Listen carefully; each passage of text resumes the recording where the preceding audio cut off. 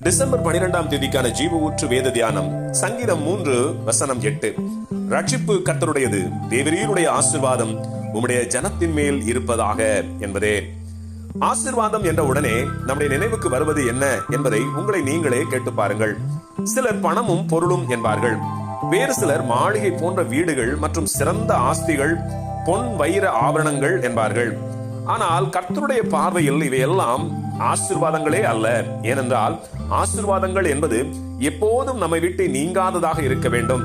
கர்த்தரால் உண்டாகும் ஆசீர்வாதங்கள் எந்நாளும் நம்மை விட்டு நீங்காது. எவைகள் கர்த்தருடைய ஆசீர்வாதங்கள் என்று கேட்டால், கர்த்தருடைய பொக்கிஷங்கள் எவைகளோ அவைகளே கர்த்தருடைய ஆசீர்வாதங்கள். மனுக்குலத்திற்கு தேவன் அருளும் மிக விலையேற பெற்ற பொக்கிஷங்களில் ரட்சிப்பாகிய பொக்கிஷமே மிக மிக விசேஷமானதாக இருக்கிறது.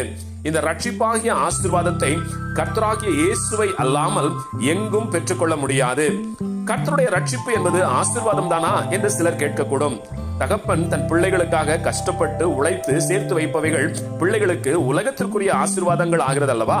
அதை போலவே நம்முடைய இரட்சகராகிய இயேசு பாடுபட்டு சிலுவையில் தம் ரத்தம் சிந்தி சம்பாதித்த சொத்துதான் ரட்சிப்பு. ஆகவே ரட்சிப்பு தகப்பன் பிள்ளைகளுக்காக சேர்த்து வைத்த விலையேற பெற்ற பொக்கிஷம் போன்றது. தேவனுடைய ரட்சிப்பாகிய பிரதான ஆசீர்வாதத்தை பெற்ற பின்புதான் கர்த்தருடைய மற்ற ஆவிக்குரிய ஆசீர்வாதங்களை நாம் பெற இயலும்.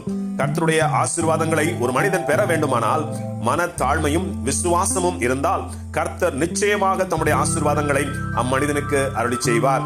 அழிந்து போகிற உலகத்திற்காக அழியாத விலையேற பெற்ற பொக்கிஷங்களாகிய கர்த்தருடைய ஆசீர்வாதங்களை இழந்து போகாதபடி காத்துக்கொள்வோம். ஆமேன். அல்லேலூயா.